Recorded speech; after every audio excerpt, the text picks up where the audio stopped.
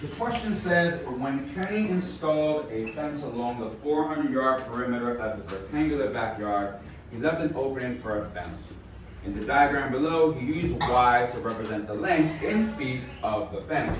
And we have this diagram here. And we know from the diagram that one side of it is 20 yards long, and then the other side is a little bit different than we're used to seeing, but we have two things to represent that one side.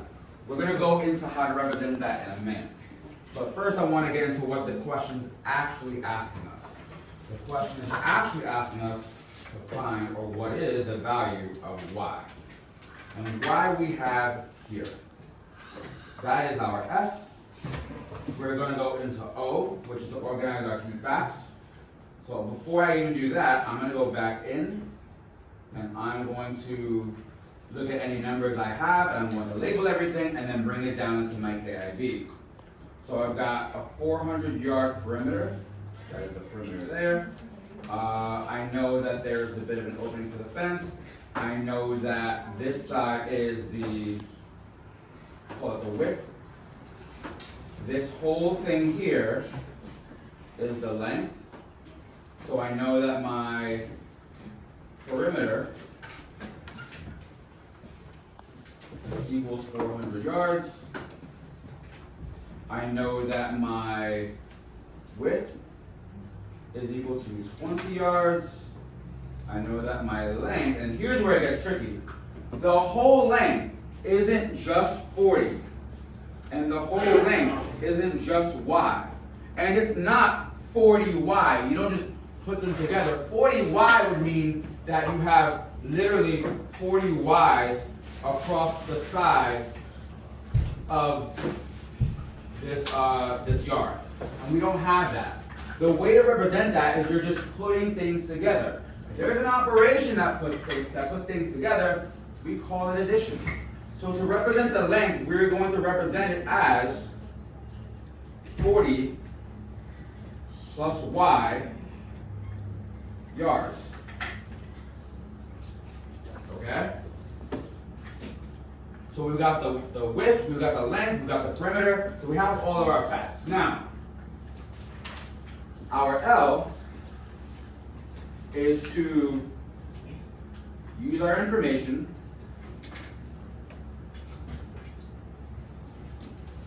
to create an equation for the perimeter. Now, how exactly do we find perimeter? Well, the perimeter, and I'm just going to put it in plain English down here. I'm going to go to my V, because now we're going to get to actually solve it. So, the V is, in plain English, how do I find the perimeter? Well, it's the sum of all the sides. The sum of all sides equals the perimeter, right? Is that correct? Yes. Now, how many sides are there? There's 4. There are 4 sides. So what I like to do is, I'm going to create 4 blanks.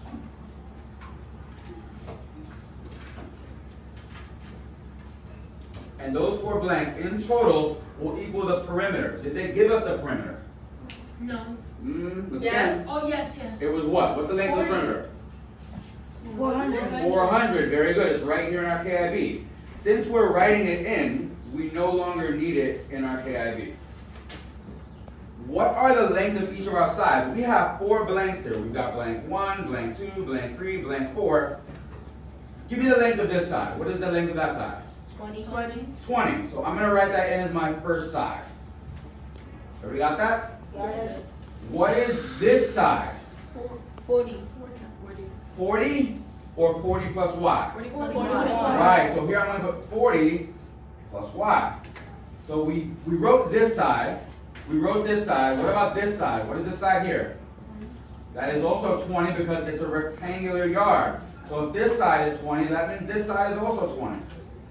Which means here I'm going to put 20.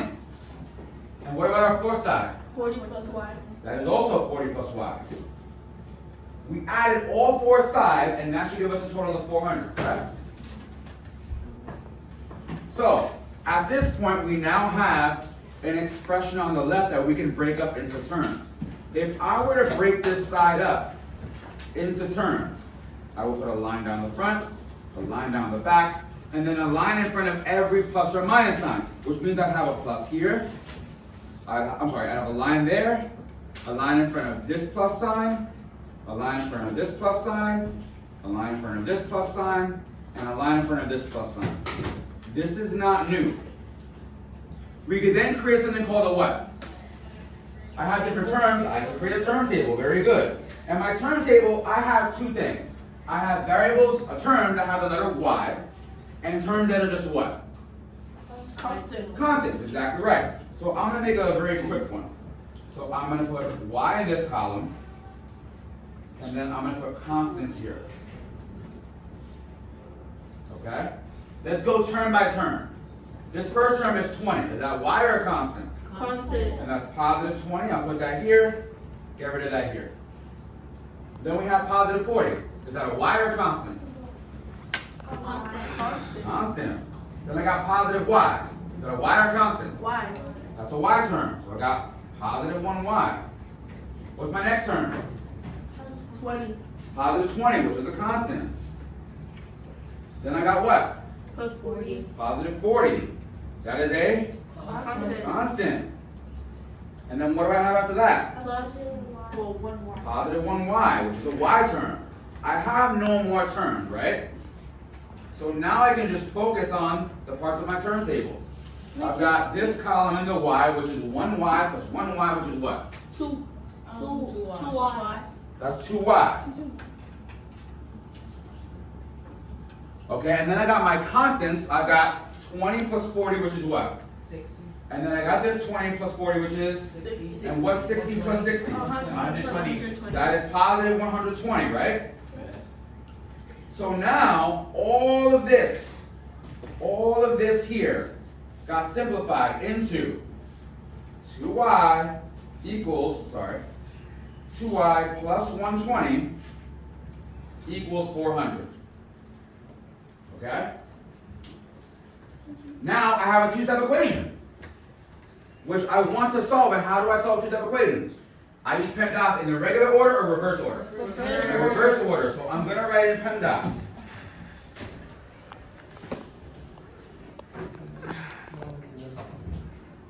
Okay? We're going to go in the reverse order. So we're going to cancel out any addition or subtraction we see. In this side of the equation, what addition or subtraction do you see?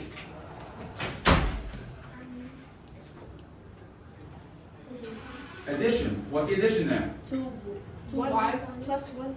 120. What's the opposite of plus 120? Negative. Negative or minus 120. I put that here on the left side of the equation. I also put it here on the right side of the equation because remember that balances the equation. What happens to the 120s?